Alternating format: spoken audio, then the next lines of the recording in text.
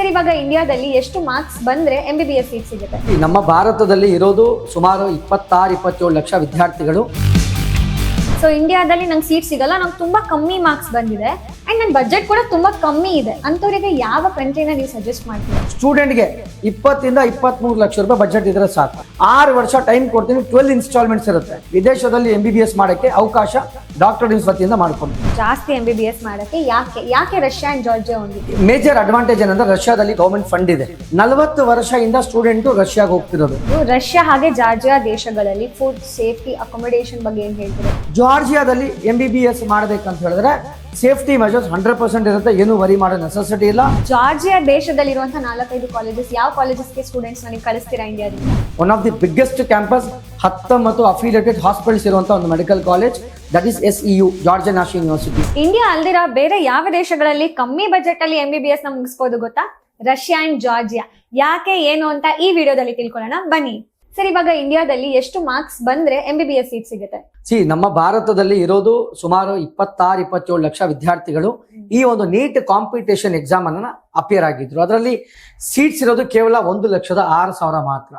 ಈಗ ನಮ್ಮ ಕರ್ನಾಟಕದ ಬಗ್ಗೆ ನಾನು ಮಾತಾಡಕ್ ಬಂದ್ರೆ, ಈ ವರ್ಷ ನಮ್ಮ ಕರ್ನಾಟಕದಲ್ಲಿ ಸುಮಾರು 1,40,000 ವಿದ್ಯಾರ್ಥಿಗಳು ನೀಟ್ ಎಕ್ಸಾಮ್ಗೆ ಅಪಿಯರ್ ಆಗಿದ್ರು. ಅದರಲ್ಲಿ ಕ್ವಾಲಿಫೈ ಆಗಿದ್ದು ಜಸ್ಟ್ 83,000 ವಿದ್ಯಾರ್ಥಿಗಳು. ಈಗ ರಿಮೈನಿಂಗ್ ಸ್ಟೂಡೆಂಟ್ ಏನಾಯ್ತು, ಪೇಪರ್ ಟಫ್ ಆಯ್ತು, ಪ್ರಾಬ್ಲಮೆಟಿಕ್ ಆಯ್ತು, ಅವರು ಲಾಂಗ್ ಟರ್ಮ್ ಕೆಲವರು ಹೋಗಿದ್ದಾರೆ. ಬಟ್ ಈಗ ಇಂಡಿಯಾದಲ್ಲಿ MBBS ಓದಬೇಕು, ಅದು ಕೂಡ ಕರ್ನಾಟಕದಲ್ಲಿ MBBS ಮಾಡ್ಬೇಕಂದ್ರೆ ಜನರಲ್ ಕ್ಯಾಟಗರಿ 550 550 ಮಾರ್ಕ್ಸ್ ಬೇಕು. OBC 500 450 500 ಮಾರ್ಕ್ಸ್ ಬೇಕಾಗುತ್ತೆ. SC ಕ್ಯಾಟಗರಿ 380 400 ಮಾರ್ಕ್ಸ್ ಅವರು ಸ್ಕೋರ್ ಮಾಡಬೇಕು. ST ಕ್ಯಾಟಗರಿ 360 390 ಮಾರ್ಕ್ಸ್ ತಗೊಂಡ್ರೆ ಮಾತ್ರ ನಮ್ಮ ಕರ್ನಾಟಕದಲ್ಲಿ MBBS ಮಾಡಕ್ ಸಾಧ್ಯ.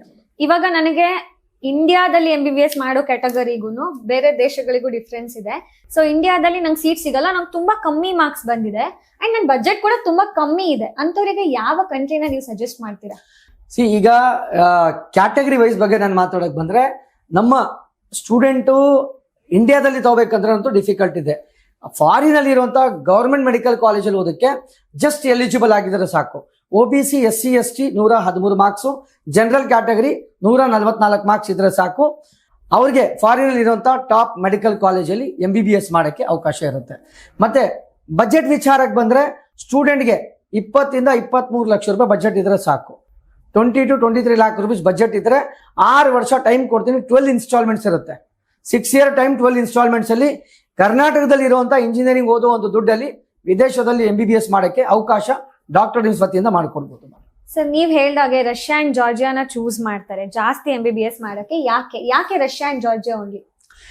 ಮೇಜರ್ ಅಡ್ವಾಂಟೇಜ್ ಏನಂದ್ರೆ ರಷ್ಯಾದಲ್ಲಿ ಗವರ್ಮೆಂಟ್ ಫಂಡ್ ಇದೆ. ಗವರ್ಮೆಂಟ್ ಫಂಡ್ ಇರೋದ್ರಿಂದ ಬಂದು ಆ ಅಡ್ವಾಂಟೇಜಸ್ ಮೇಲೆ ವಿದ್ಯಾರ್ಥಿಗಳು ಹೋಗ್ತಾರೆ. ಮಿನಿಮಮ್ ಏನಿರುತ್ತೆ ಅಂದ್ರೆ ಅಲ್ಲಿ ಗವರ್ಮೆಂಟ್ ಫಂಡ್ ಪ್ಲಸ್ 40 ವರ್ಷದಿಂದ ಸ್ಟೂಡೆಂಟ್ ರಷ್ಯಾಗೆ ಹೋಗ್ತಿರೋದು. ನಮ್ಮ ಭಾರತೀಯರು ಹೋಗ್ತಿರೋದು ಆಲ್ಮೋಸ್ಟ್ 40 ವರ್ಷದಿಂದ ಹೋಗ್ತಾ ಇದಾರೆ. Main advantage government fund. ಎರಡನೇದೇಂದ್ರೆ medium of instruction English medium ಅಲ್ಲಿ ಇರುತ್ತೆ.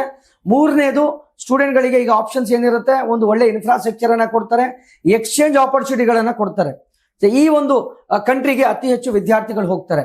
ಅದರಲ್ಲೂ ಸಹ ನಮ್ಮ ಕರ್ನಾಟಕ ವಿದ್ಯಾರ್ಥಿಗಳು ಹೋಗುವಂತ ಮೆಡಿಕಲ್ ಕಾಲೇಜ್ ಬಗ್ಗೆ ನಾನು ಮಾತಾಡಕ್ ಬಂದ್ರೆ, ಅಲ್ತಾಯಿ ಸ್ಟೇಟ್ ಮೆಡಿಕಲ್ ಯೂನಿವರ್ಸಿಟಿ. ಇದರಲ್ಲಿ ಸುಮಾರು ಪ್ರತಿ ವರ್ಷ 50ಕ್ಕೂ ಹೆಚ್ಚು ವಿದ್ಯಾರ್ಥಿಗಳು ಟ್ರಾವೆಲ್ ಮಾಡ್ತಾರೆ. ಅದಾದ್ಮೇಲೆ ನಾರ್ದರ್ನ್ ಸ್ಟೇಟ್ ಮೆಡಿಕಲ್ ಯೂನಿವರ್ಸಿಟಿ, ಸುಮಾರು 50ಕ್ಕೂ ಹೆಚ್ಚು ವಿದ್ಯಾರ್ಥಿಗಳು ಈ ಕಾಲೇಜ್ಗೂ ಟ್ರಾವೆಲ್ ಮಾಡ್ತಾ ಇದ್ದಾರೆ. ಈಗ next student Crimea federal university, ಸುಮಾರು ಒಂದು 35-40 ಸ್ಟೂಡೆಂಟ್ ಪ್ರತಿ ವರ್ಷ ನಮ್ಮ ಡಾಕ್ಟರೇಟ್ ಮುಖಾಂತರನೇ ಟ್ರಾವೆಲ್ ಮಾಡ್ತಾ ಇದ್ದಾರೆ. ಅದಾದ್ಮೇಲೆ south Europe state medical university, ಈ ಮೆಡಿಕಲ್ ಕಾಲೇಜಲ್ಲಿ ಪ್ರತಿ ವರ್ಷ 100ಕ್ಕೂ ಹೆಚ್ಚು ವಿದ್ಯಾರ್ಥಿಗಳು ನಮ್ಮ ಕರ್ನಾಟಕದಿಂದ ಟ್ರಾವೆಲ್ ಮಾಡ್ತಾ ಇದ್ದಾರೆ. ನಮಗೇನಿರುತ್ತೆ ಅಂದ್ರೆ, ಯಾವ ಮೆಡಿಕಲ್ ಕಾಲೇಜ್ಗೆ ಹೋಗ್ತಾರೆ ಸ್ಟೂಡೆಂಟು, ಯಾವ ಮೆಡಿಕಲ್ ಕಾಲೇಜಲ್ಲಿ ದಿ ಬೆಸ್ಟ್ ಇರುತ್ತೆ, ಮಕ್ಕಳು ಹೋದ್ಮೇಲೆ ಏನೇನೆಲ್ಲ ಬೆನಿಫಿಟ್ ಇರುತ್ತೆ, ಇದೆಲ್ಲ ಬಂದು ಈ ಒಂದು ಮೆಡಿಕಲ್ ಕಾಲೇಜಸ್ ಅಲ್ಲಿ ವಿದ್ಯಾರ್ಥಿಗಳು MBBS ಮಾಡ್ಬೇಕಂದ್ರೆ ಒಂದು 20-25 ಲಕ್ಷ ರೂಪಾಯಿ ಬಜೆಟ್ ಇದ್ರೆ ಆರಾಮಾಗಿ 5 ವರ್ಷದಲ್ಲಿ MBBS ಮುಗಿಸ್ಕೊಂಡು ಇಂಡಿಯಾಗೆ ವಾಪಸ್ ಬರೋವರೆಗೂ ನಾವು ಜವಾಬ್ದಾರಿ ತಗೋಬಹುದು ಮೇಡಮ್. ಅದೇ ಕ್ವಶನ್ ನಾನು ಕೇಳ್ತಾ ಇರೋದು, ರಷ್ಯಾ ಹಾಗೆ ಜಾರ್ಜಿಯಾ ದೇಶಗಳಲ್ಲಿ ಫುಡ್ ಸೇಫ್ಟಿ ಅಕೊಮಡೇಷನ್ ಬಗ್ಗೆ ಏನ್ ಹೇಳ್ತೀರಾ ಸರ್? ಹೇಗಿದೆ ಅಲ್ಲಿ? ಜಾರ್ಜಿಯಾ ಅನ್ನೋದು ಮೇಡಮ್, ಜಾರ್ಜಿಯಾ ಯುರೋಪಿಯನ್ ಕಾಂಟಿನೆಂಟಲ್ ಬರುತ್ತೆ. ಯುರೋಪಿಯನ್ ಕಾಂಟಿನೆಂಟಲ್ ಏನಿರುತ್ತೆ ಅಂತ ಹೇಳಿದ್ರೆ, student medium of instruction English ಇರುತ್ತೆ. Women dominated country, safest country in third largest. ಈಗ ವುಮೆನ್ ಡಾಮಿನೇಟೆಡ್ ಕಂಟ್ರಿ ಇನ್ನೊಂದು ಏನಂದ್ರೆ third safest place in the world. ಇಷ್ಟೆಲ್ಲ ಇರಬೇಕಾದ್ರೆ ಮಕ್ಕಳಿಗೆ ಬಂದು ಫಾರಿನ್ ಅಲ್ಲಿ ಸ್ಪೆಷಲಿ ಸೇಫೆಸ್ಟ್ ಪ್ಲೇಸ್ಗೆ ಹೋಗ್ಬೇಕಂತ ಪ್ರತಿಯೊಂದು ಪೋಷಕರಿಗೆ ಒಂದು ಇಷ್ಟಪಡ್ತಾರೆ. ಅದರಲ್ಲೂ ಕೂಡ ಕ್ವಾಲಿಟಿ ಎಜುಕೇಶನ್ ಚೆನ್ನಾಗಿರುತ್ತೆ, medium of instruction English medium ಅಲ್ಲೇ ಇರುತ್ತೆ. ಸೊ ಅದಕ್ಕೋಸ್ಕರ ಜಾರ್ಜಿಯಾದಲ್ಲಿ MBBS ಮಾಡ್ಬೇಕಂತ ಹೇಳಿದ್ರೆ ಸೇಫ್ಟಿ ಮೆಜರ್ಸ್ 100% ಇರುತ್ತೆ, ಏನು ವರಿ ಮಾಡೋ ನೆಸೆಸಿಟಿ ಇಲ್ಲ. ವುಮನ್ ಡಾಮಿನೇಟೆಡ್ ಕಂಟ್ರಿ ಅಂದ್ರೆ 7 ಹೆಣ್ಣು ಮಕ್ಕಳಿಗೆ 3 ಗಂಡು ಮಕ್ಕಳು ಇರೋದು, ಏನು ವರಿ ಮಾಡೋ ನೆಸೆಸಿಟಿ ಇರೋದಿಲ್ಲ. 100% ಮಕ್ಕಳು ಸೇಫ್ ಆಗಿರ್ತಾರೆ. ಸರ್, ರಷ್ಯಾದಲ್ಲಿ 4-5 ಕಾಲೇಜಸ್ ನೇಮ್ ಹೇಳಿದ್ರಿ. ಈಗ ಜಾರ್ಜಿಯಾ ದೇಶದಲ್ಲಿರುವಂತಹ 4-5 ಕಾಲೇಜಸ್, ಯಾವ ಕಾಲೇಜಸ್ಗೆ ಸ್ಟೂಡೆಂಟ್ಸ್ ನೀವು ಕಳಿಸ್ತೀರಾ ಇಂಡಿಯಾದಿಂದ? ಇಡೀ ಭಾರತದಿಂದ ಅತಿ ಹೆಚ್ಚು ವಿದ್ಯಾರ್ಥಿಗಳು ಜಾರ್ಜಿಯಾದಲ್ಲಿ SEU Georgia national university, one of the premium medical college, one of the biggest campus, 19 affiliated hospitals ಇರುವಂತಹ ಒಂದು medical college, that is SEU Georgia national university. ಅದಾದ್ಮೇಲೆ 2ನೇ ಮೆಡಿಕಲ್ ಕಾಲೇಜ್ ಕೌಕಾಸ್ ಮೆಡಿಕಲ್ ಯೂನಿವರ್ಸಿಟಿ ಇದೆ. 3ನೇದು TBC ಸ್ಟೇಟ್ ಮೆಡಿಕಲ್ ಯೂನಿವರ್ಸಿಟಿ ಇದೆ. 4ನೇದು ಸ್ಟೂಡೆಂಟ್ಗಳಿಗೆ ಈಗ options European medical university ಇದೆ. ಅದಾದ್ಮೇಲೆ DTMU medical colleges ಇದೆ. ಈ ತರ ಒಂದು ಹಲವಾರು ಮೆಡಿಕಲ್ ಕಾಲೇಜಸ್ ಬರುತ್ತೆ. ಬಟ್ ನಮ್ಮ ಕರ್ನಾಟಕ ವಿದ್ಯಾರ್ಥಿಗಳು ಹೋಗೋದು ಈ ಒಂದು ಟಾಪ್ 5 ಮೆಡಿಕಲ್ ಕಾಲೇಜಿಗೆ ವಿದ್ಯಾರ್ಥಿಗಳು ಹೋಗ್ತಾರೆ.